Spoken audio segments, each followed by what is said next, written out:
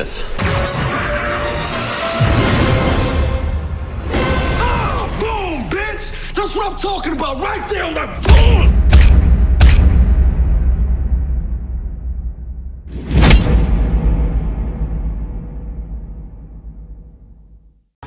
Door's jammed. Laura, you wanna open this jar of pickles for me? You wanna open this jar of pickles for me? You wanna open this jar of pickles?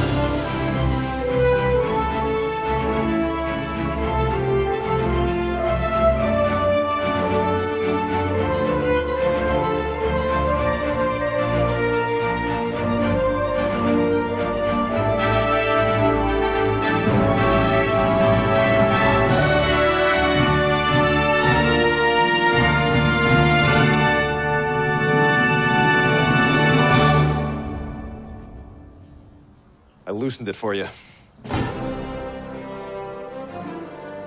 What is it about the Orville theme music that sends chills down your spine as you settle in to watch a new episode? It's pure joy and anticipation.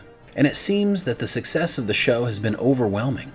The Orville hashtag has trended nationwide on Twitter while it's airing. The online communities of Reddit and YouTube have tens of thousands of fans talking about the show daily, and the show itself boasts between 6 and 9 million viewers on multiple platforms after considering Nielsen ratings and a week of streaming. The show has been so successful, throngs of Star Trek fans disenchanted with the current iteration of Star Trek on CBS have labeled the Orville the Trek we need or the Trek we deserve, and have gone as far as lovingly labeling Seth MacFarlane's creation as Seth Trek.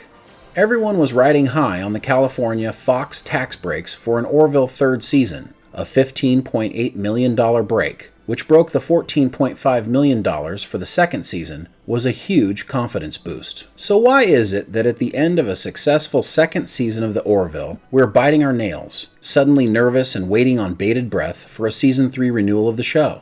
On February 27th, when Star Trek Discovery announced their Season 3 renewal, Orville fans had some ruffled feathers at the possibility that that other Star Trek show could get its Season 3 before the Orville. But cooler heads prevailed, and reasoning kicked in. The Orville was in the middle of its epic 2-part identity episodes, where Isaac and the Kalons were bent on exterminating humanoid life.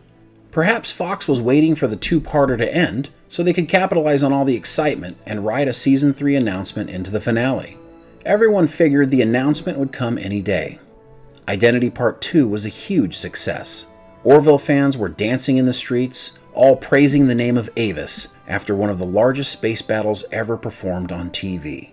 Seth and his crew had just performed a slam dunk. Surely now, the Season 3 would be announced. But it didn't come. Wait a minute. This isn't my world.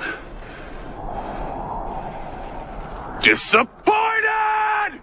And after Blood of Patriots aired the following Thursday, the questions were still coming up. Why no renewal? The speculation and reasoning police were out in full force. Since Disney owns Fox, Maybe the delay is that the mouse needs to approve a season 3? Perhaps Fox has other contracts it has to satisfy first? Maybe there are politics behind the scenes that no one else can see. Whatever the reason, with no official announcement, nerves are running on high. With a lack of any official information, some people started faking releases that the Orville had been renewed, putting the fandom in a quasi-state of confusion. Then a Reddit post surfaced where the Orville's outstanding editor, Tom Costantino, responded to a post asking about how ratings affect the Orville's renewal. And in that post, Tom explains that while he can't say much, what he can say is that an official word, good or bad, won't be out until near the end of Season 2. Costantino, who is very active interacting positively with fans on social media and providing small glimpses into the making of the Orville, explained that when Fox makes a decision on renewing a show like this, it's complicated. The Orville is not a typical Fox-in-the-Box network show, like Lethal Weapon, where the series comes in at a specific price and can be on the air with a typical 4-month turnaround. He explains that the Orville is shot like a streaming show, produced like a movie, and is more expensive than a standard Fox show, which all leads to the complications of why a renewal is not an easy choice. Tom was very clear that talks about a Season 3 have been in many engaged states for longer than we can imagine. So that is a good sign, because it means Fox likely wants it to be around for a 3rd season.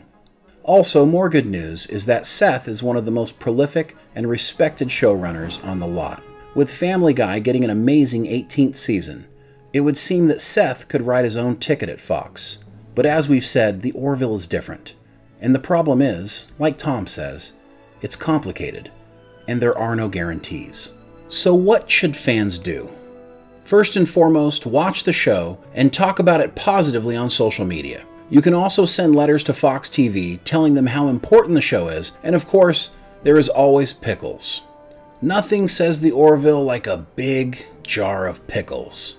Hey, it's worked for other shows where studios were on the fence. So why not the Orville? I guess what we are saying is every little bit helps. But let me leave you with a silver lining. A lot of people are under the impression that the Orville got a Season 2 renewal early in Season 1. The truth is, they got the renewal on November 2nd, 2017, just before the 8th episode of the 13-episode first season. Here we are just after episode 10 of a 14-episode season, and so perhaps it's not as dark as everyone thinks. The reason most people feel the Orville was renewed early is because the show aired earlier in the year for the first season, and planning for the second season was already underway this time last year. Now with 4 episodes left, our gut still tells us the Season 3 renewal will be announced before the finale.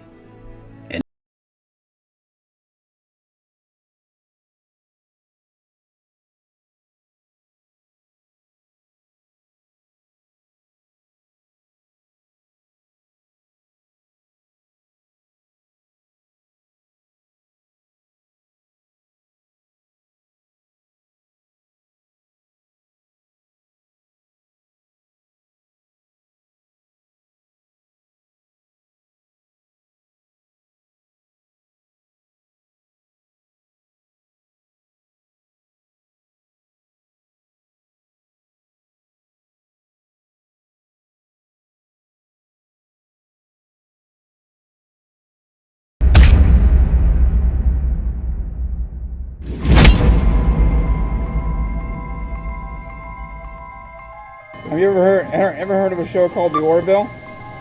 Called what? The Orville on Fox? No. It's a thing.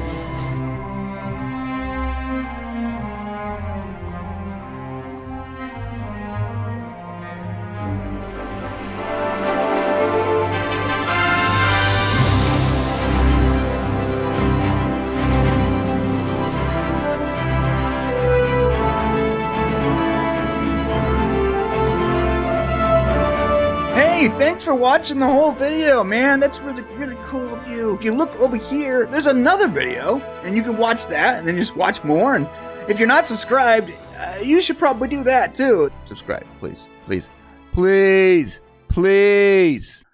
I hate myself sometimes.